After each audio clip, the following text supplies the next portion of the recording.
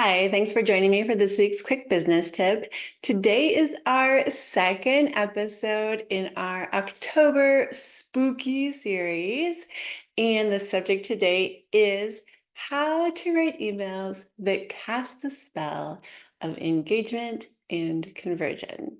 And we're going to cover 5 different areas and give them a little bit of a spooky theme, but the subject matter is still very serious and it will help you encourage more engagement and convert more sales from every email that you send. So, the first topic that we want to cover in this spooky series is the subject line cemetery. Now, we all have received those emails where the subject line just really doesn't catch our interest. And so we either think that we might come back to it or it goes directly into the trash can.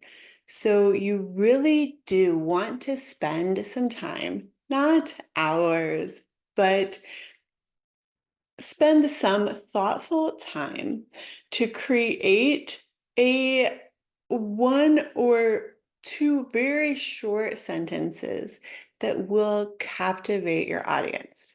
Now, as with almost everything that we talk about, knowing who your ideal client is going to make this so much easier because the phrase or words that are going to elicit an emotion from one group of people are not the same phrases that are going to elicit a very strong emotion from a different group of people.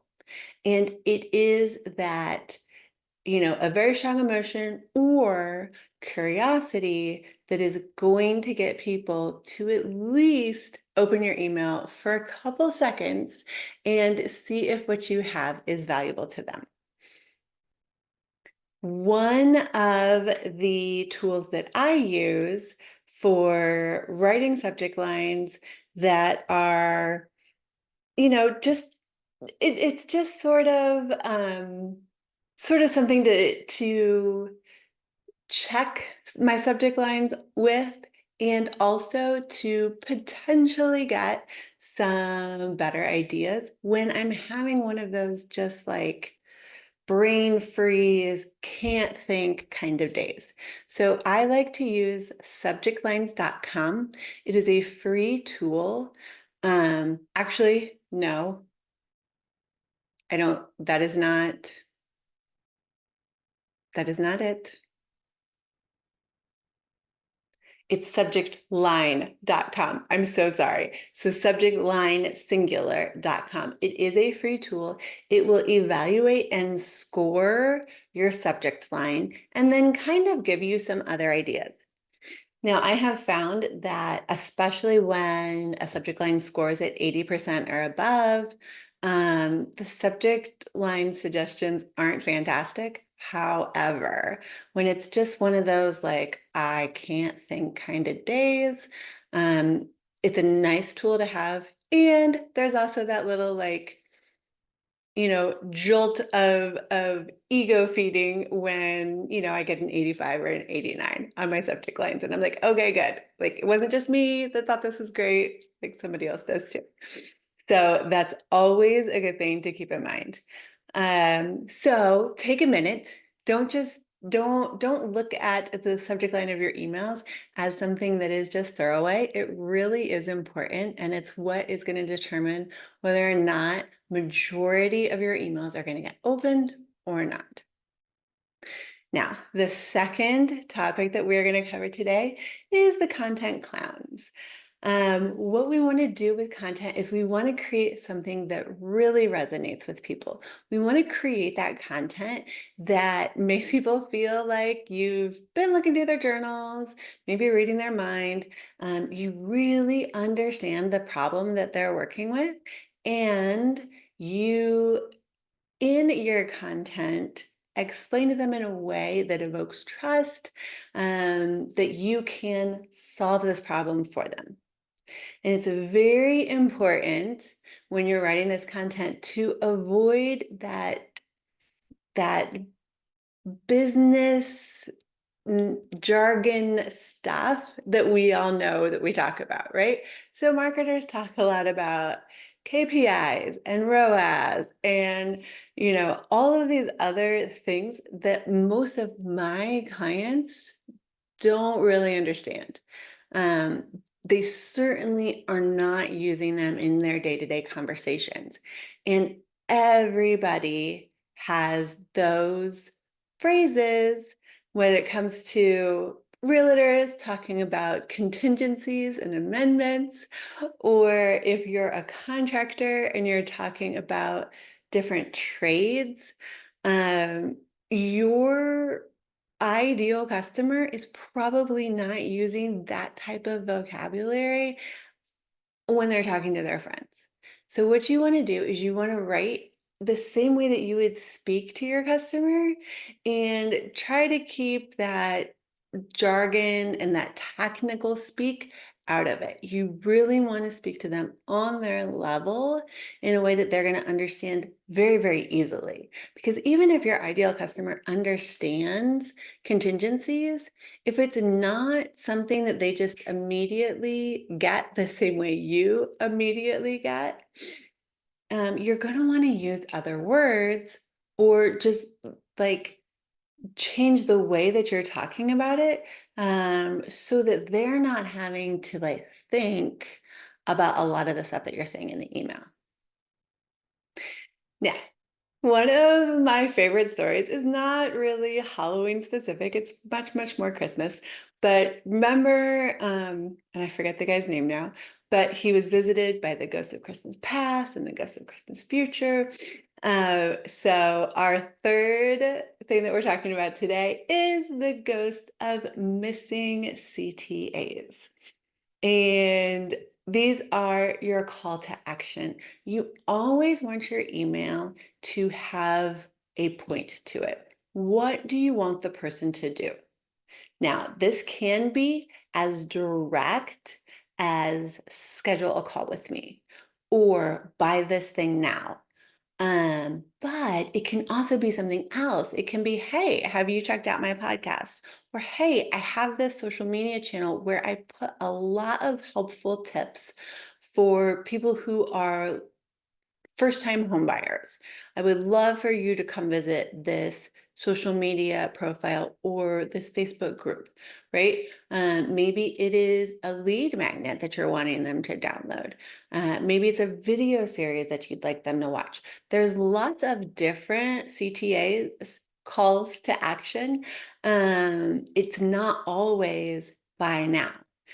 So you really want to have one clear action that you want someone to take when they're reading the email. And when I say one, I don't mean that at the bottom you then list 5 or 6 more, like in the PS or in your signature.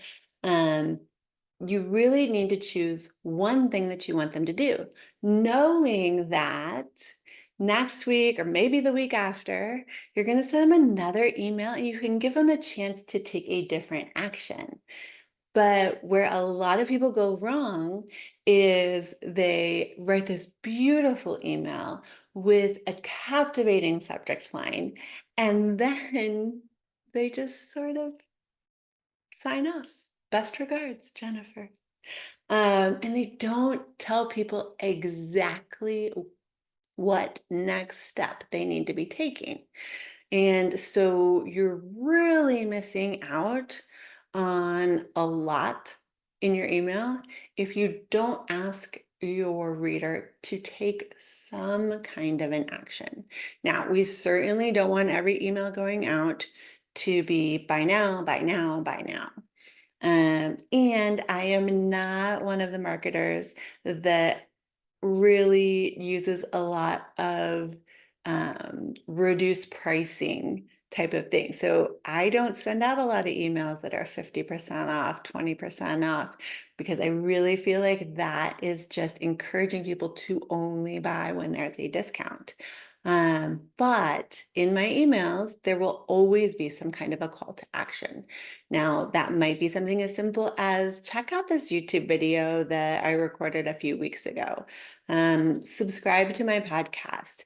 And every once in a while, it is sign up for this webinar series, sign up for a mastermind, sign up for a free strategy session with me, something along those lines. So we certainly want this to be some action that is taken, but it doesn't always have to be them exchanging money for something that you want to sell. So we've covered the subject line cemetery, the content clowns, the ghost of CTA's missed. And now we're moving on to the skeletons of segmentation.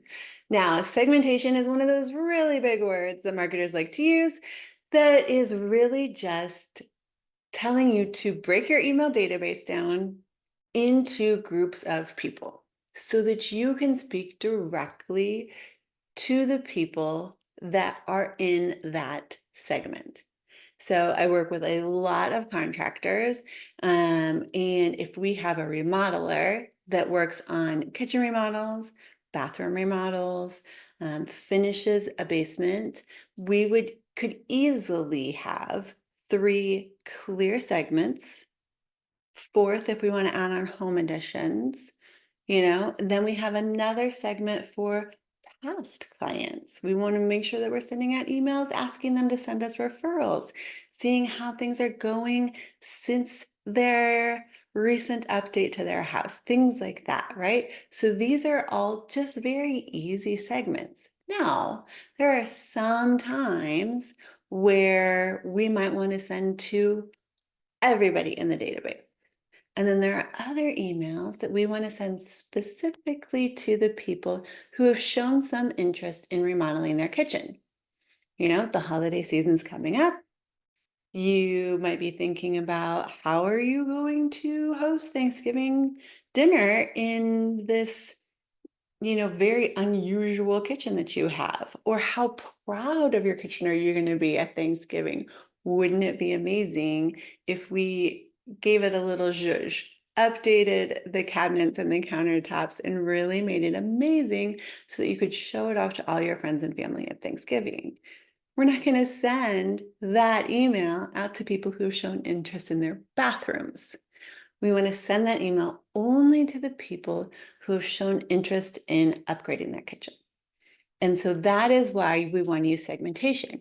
It works the same if you're a realtor. You have first-time home buyers, you have move-up home buyers, you have empty nesters, and then you have people that are just looking to sell. Maybe they've decided that, I'm sick of home ownership. I want to, just go back to an apartment where everything's basically taken care of for me. I just want out. And so we have lots of different segments that we can send different types of emails to. The last subject that we're going to talk about today is the automation zombie, because let's face it, a lot of times we are sleepwalking through areas of our business that can be automated. And the one easily automated area is email sequences. By using a CRM to send out emails on a time released basis, you are better able to nurture the leads, build relationships without having to have some weird checklist and just many, many more things on your to-do list. Because even if you're using templates and you're going in and you're saying, okay, so these 5 people reached out about kitchen remodels last week. I have this kitchen remodel checklist email over here. Grab these emails, copy this template, paste the emails into the template, send off the 5 emails. Like just the adding that one group of people to your weekly to-do list is costing you so much time when you add it up day to day by the end of the year. So if you can just take the leads that are coming in about kitchens, drop them in to like a warm lead nurture sequence and wait for them to take some kind of action, because sales cycles are longer right now. And so maybe you used to just call them back up, send someone out, give them an estimate, book the job, we're done, right? This all might happen in 2 or 3 weeks. But now, in the last 6 to 12 months, sales cycles have extended quite a bit. So someone might say, well, I'm thinking about it, but I'm not really sure yet. I'm not sure who I'm going to go with. I really want some more information. And then if you can just drop them into this bucket, and this bucket every week will drip them out a little email, and you will stay top of mind. You'll be giving them so much value. You'll be building the trust, deepening the relationship. And then when they are ready, which honestly, I've worked with a lot of remodelers, and I mean, sometimes we're 2, 3, 4 months down the road before they're really ready to sign a contract. Wouldn't it be nice to have something like that set up? Because when people are forced to do it manually, they might get 2 or 3 follow-ups in, and then they're done. They think, look, if they haven't pulled the trigger by now, they're not going to. The reality is that in the current market, you need 8 or 9 follow-ups before someone's really ready to make a purchase. And it can be up to 15 follow-ups. And the crazy part of it is that if you hang in there and you get to 15, the percentage of people buying goes up exponentially. But if you're stopping after 2 or 3, you might get 5% of those people to buy. Where if you can get to the 15, we're talking like 75%. So again, these emails are not like, hey, still here. Are you thinking about that proposal that you may or may not be interested in? It's not that kind of an email. It's something that's really going to make you stand out as an expert. You're going to provide them value. You're going to provide them information that makes you look like the most trustworthy remodeler in town. Sending them testimonials that you have from past customers is a great thing to add to your email sequence. But the automation is what takes it completely off your plate, makes it so seamless that I have customers that come to me after I set up an automation, and they're like, oh my gosh, I forgot about this. Like, I forgot this person was a lead, and now they're ready to make a purchase. So it's wonderful when you're able to set that up.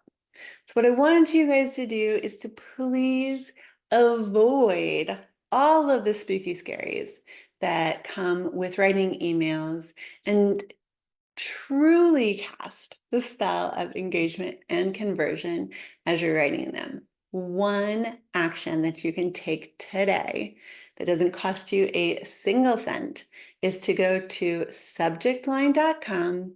I did not create this website. I'm not affiliated with it in any way. It is a free website. I heard about it on a different podcast and I have used it myself. Go to subjectline.com. They will grade your subject lines for you. They will help you create some better subject lines if you need to. And it is one super, super easy way that you can start creating more engagement with the emails that you're sending. Come back next week. We are going to still be in our spooky series for October. I'm Jennifer with Limitless Impact Agency.